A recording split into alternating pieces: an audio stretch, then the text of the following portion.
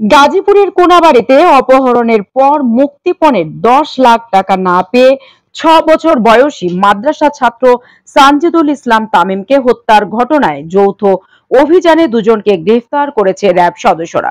শনিবার 13 জুলাই দুপুরে উত্তরা র্যাব 1-এর কার্যালয়ে সংবাদ সম্মেলনে এই তথ্য জানান সহকারী পুলিশ সুপার ও র্যাবের সহকারী অফিস অ্যান্ড মিডিয়া অফিসার পরিচালক মাহফুজুর রহমান।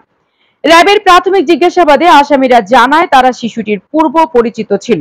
মুক্তি পেয়ে শিশুটি পুরো ঘটনা জানিয়ে দেবে সেই ভয়েই গলা চেপে শ্বাসরোধ করে হত্যা করে মুক্তিপণ চান অপহরণকারীরা। নিহত মাদ্রাসা ছাত্র তামিম ময়মনসিংহের ফুলপুর থানার মাটিজাপুর গ্রামের নাজমুল হোসেনের ছেলে। সে পরিবারের সাথে গাজীপুর মহানগরের কোনাবাড়ী থানার আরামবাগ এলাকায় ভাড়া বাড়িতে থাকতো। গ্রেপ্তার একজন ময়মনসিংহ জেলা মুক্তাগাছা থানার পাউরিতলা গ্রামে মৃত মজনু মিয়ার ছেলে হাসান মিয়া, অপরজন ময়মনসিংহ জেলার ফুলপুর থানার কুশকান্দা গ্রামের ইস্কান্দার মিয়ার ছেলে মোহাম্মদ সাগর মিয়া। আসামি সাগর শিশু তামিমের চাচাতো ভাই। হাসান মিয়া ও সাগর মিয়া তামিমের বাবার মালিকানাধীন সুতার ববিন কাটার গুদামে চাকরি করতেন।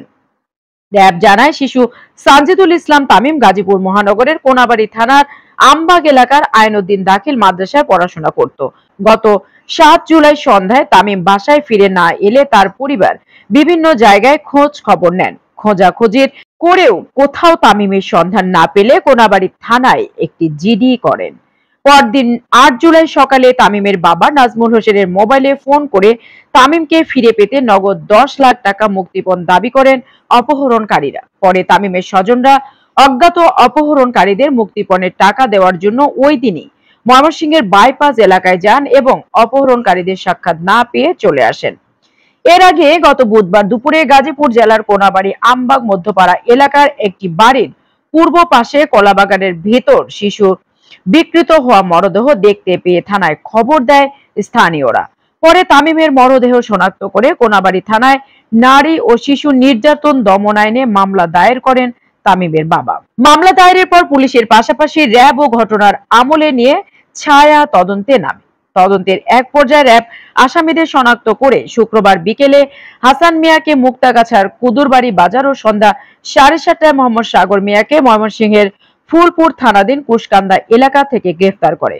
গ্রেফতারের পর প্রাথমিক জিজ্ঞাসাবাদে আসামিরা র্যাবকে জানায় শিশু তামিমের বাবা ববিন কাটার গুদামে চাকরি করত হাসান মিয়া ও সাগর মিয়া। ঋণগ্রস্ত হাসান ও সাগর মুক্তিপণের টাকায় আর্থিকভাবে স্বাবলম্বী হওয়ার জন্য তামিমকে অপহরণের পরিকল্পনা করে। পরিকল্পনা মোতাবেক গত রবিবার সন্ধ্যায় তামিমের বাবার প্লাস্টিকের ববিন কাটার গুদামের সামনে থেকে হাতি দেখানোর কথা বলে তামিমকে তাদের ভাড়া করা বাসায় নিয়ে যায় এবং ভাড়া বাসার বাথরুমের ভেতর দড়ি দিয়ে হাত পা বেঁধে মুখে স্কচ টেপ পেঁচিয়ে আটকে রাখে। মুক্তিপণের বিষয়ে তারা দুজন পরামর্শ করে। এক পর্যায়ে হাসান ও সাগর শিশু তামিমের পূর্ব পরিচিত মুক্তি পেয়ে তার বাবাকে পুরো ঘটনা জানিয়ে দিতে পারে এই ভয়ে ওই দিন রাত 8টায় বাথরুমের ভেতর সাগর তামিমের পা চেপে ধরে এবং হাসান গলা চেপে শ্বাসরোধ করে হত্যা করে। হত্যার পর রাতে তামিমের মরদেহ কোনাবাড়ীর আমবাগ মধ্যপাড়া এলাকার এক কলা বাগানের ভিতরে ফেলে দেয়। পরদিন 8 জুলাই সোমবার হাসান তামিমের বাবার কাছে মোবাইল ফোনে জানান তামিম তাদের হেফাজতে আছে, নগদ 10 লাখ টাকা দেওয়া হলে তামিমকে বুঝিয়ে দেওয়া হবে। পরে পুলিশের সহায়তায় তামিমের স্বজনরা টাকা দেওয়ার জন্য ময়মনসিংহের বাইপাস এলাকায় যান। হাসান ও সাগর পুলিশের উপস্থিতি টের পেয়ে যাওয়ায় সেখান থেকে কৌশলে শটকে পড়েছিলেন। আসামিদের গাজীপুর মহানগর কোনাবাড়ী থানায় হস্তান্তর প্রক্রিয়া চলছে বলে জানায় র্যাব।